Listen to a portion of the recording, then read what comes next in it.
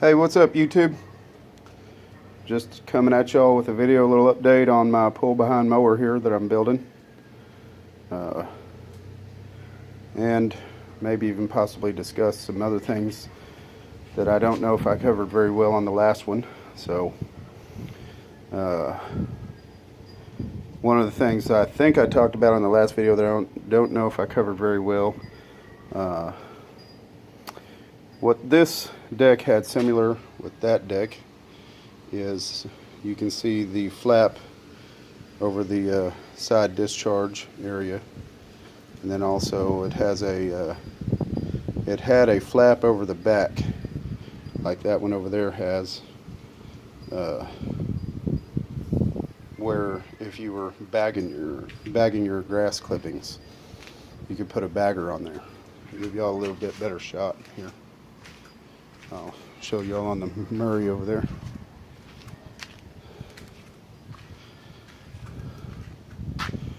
So you'll see that this one is laying right there.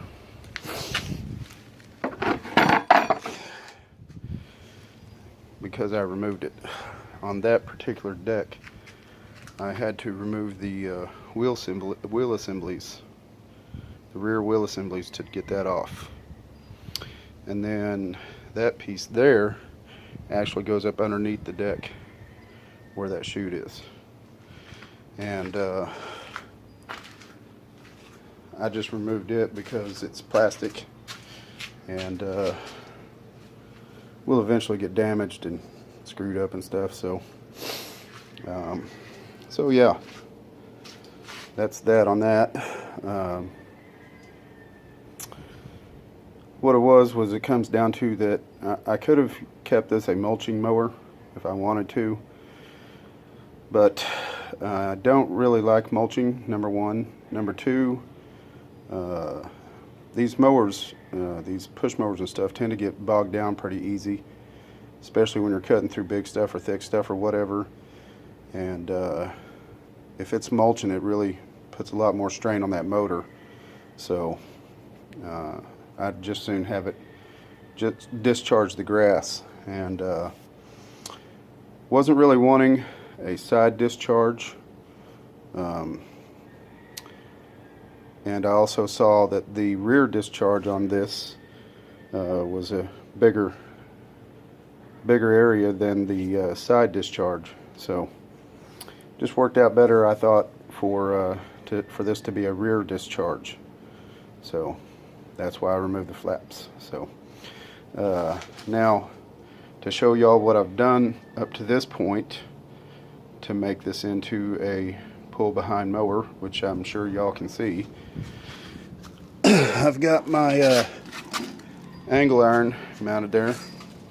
Sorry, I pulled it up in here in the shade. It's a little warm out there in the sun. So get y'all a little bit of dimensions here.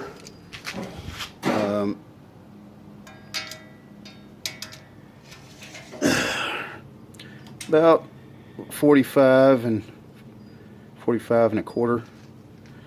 Yeah, 45 inches, 45 and a quarter inches. About how long that is, that angle. What it is, I would highly suggest you guys go back and look up in my channel. I did a video where I was mocking this up, and I had it behind my Craftsman there, and what I'm trying to do is offset this to the side of the cutting deck that's already underneath that, so that it will widen my cutting path and help me to get my cutting done a little bit faster. So it's got to be offset, and it's going to be offset on the side without the discharge. It's on the other side of the mower, what would be considered, I guess, the left side or driver's side in a vehicle.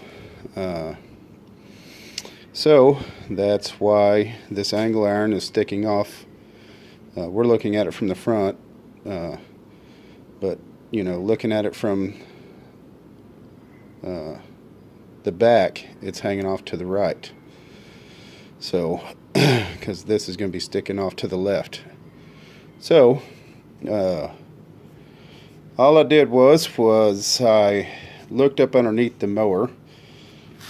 Let me give you all a good shot. I looked up underneath to find out where a good flat spot was going to be for those bolts to go.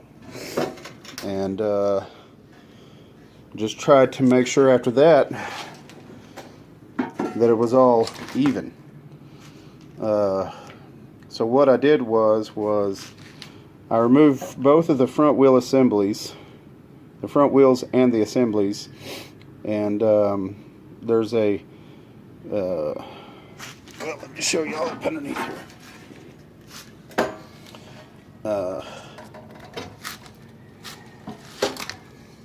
There is a series of 3 holes there. The middle hole is where the bolt goes that holds this whole assembly on. And so what I did was hold on, let me set this back down. I was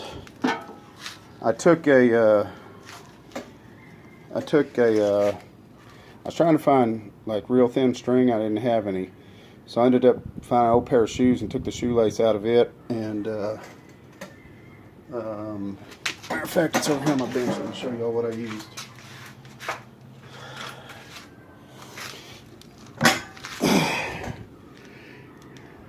Right there. It's an old bootlace is what it is, and I tied a washer on one end, and with the wheel assemblies all taken off, the wheels and the wheel assemblies, the leveling brackets and all of that, I ran this other end right here through the top hole, and then this washer was just big enough so that way the other end wouldn't come out of the hole, and I ran it over to that side and ran it through the top hole on that side, so that it was a straight line all the way across. And then I took a marker, and y'all can kind of see some lines there where I marked it and stuff, and I marked the lines this way, and then I looked underneath, and like I said, figured out where the best place for those bolts to go, and I took a marker and I marked the string, and then made a cross mark where the bolt was going to go. Then I had to move the washer over to the other side and use that same cross mark that I did on the string, and used it to make another cross mark on the other side.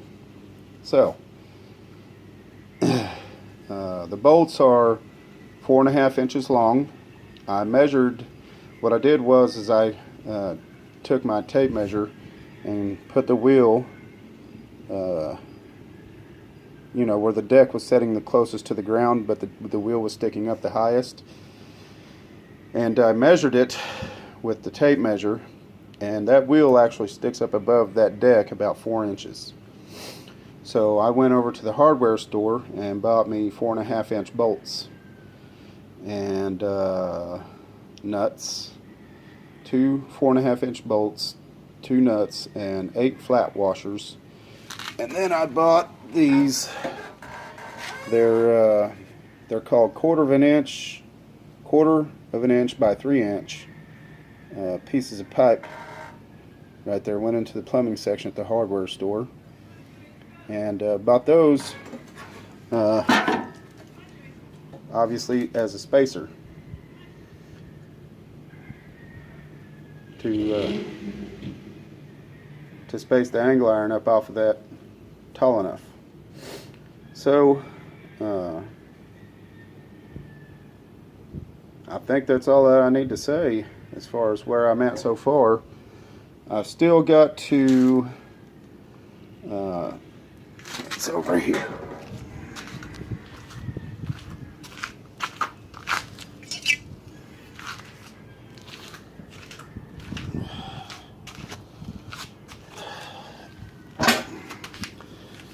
still got to figure out my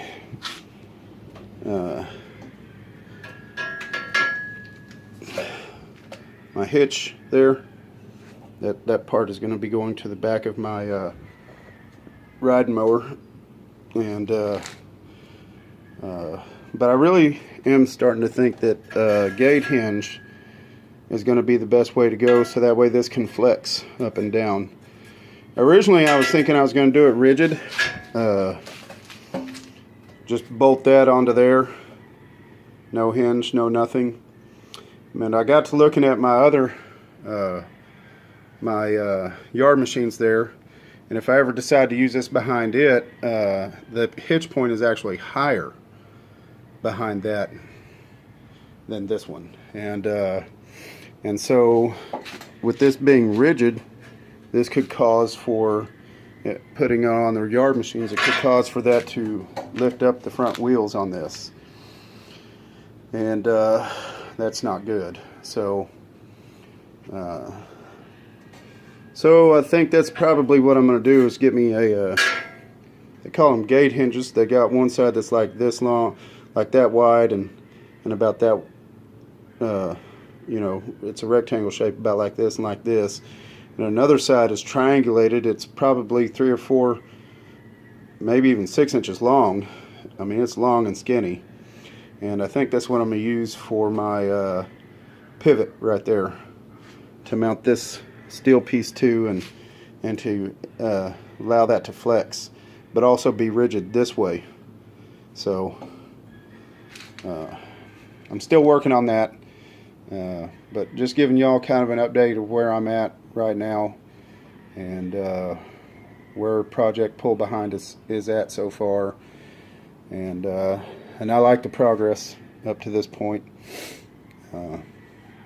As you can see, show you all the bottom again. I don't know if you noticed or not, but I'm just kind of excited about the progress I've made so far. See right here, that's where the blade is going to be spinning, and so, and that, it was funny because I could have easily just took that out and left it out, but it's metal. So I left it in there for a couple different reasons, you know, to help get the grass circulated, but also it protects all this stuff in here. And but that wasn't what I was trying to show y'all. I was trying to show y'all that, you know, it was really important to make sure that the bolts weren't going to be in an area that were going to be affected by the engine or the blade. So I think I did pretty good on that. So anyway, I just, again guys, it's just something that I'm working on, I'm kind of excited about, and also I took my shoelace and put it on that bootlace that I had, and I put it on that end down there to pull it, just to see if it's going to try to make it turn, or, you know, because it's sticking off so far like that, it might make this want to go that way, and it doesn't really seem to. So I think if I was to put, because I was thinking I might have to put caster wheels up here that spin, but I think if I did that, it would really want to then. It would really want to track that way, and so I think it's best that I just leave those regular push mower wheels on there, and just leave it like it is, let it go like it is. So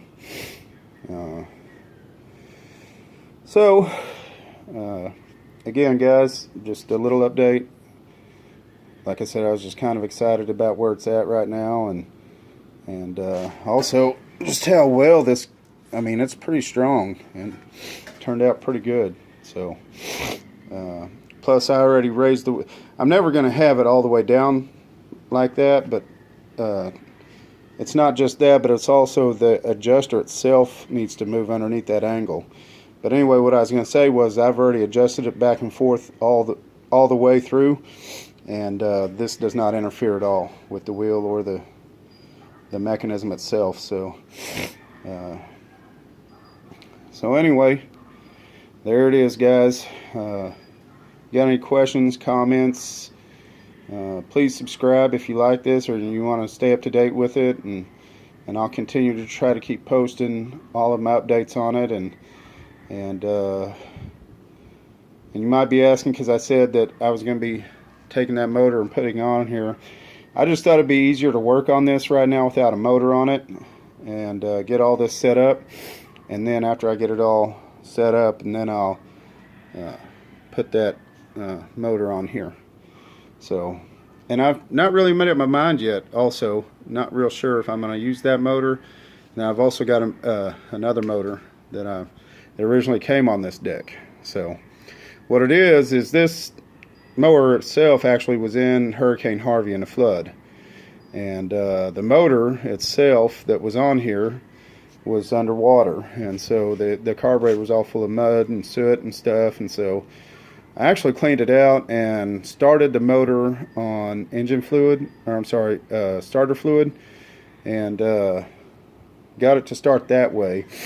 I've never actually put gas in the carburetor and just let the engine run, but I did get it to start with engine starter fluid, so I know it's a good motor and it will start and run. But that's why the motor's off of this, because we wasn't too sure about it. It was in Hurricane Harvey. Plus, it's a motor that I've never messed with. What it is, it looks like and I'll give y'all a little bit of a feature on it when I get to it, but I think it's it looks very much like the Predator. I think it's the 173 cc vertical shaft that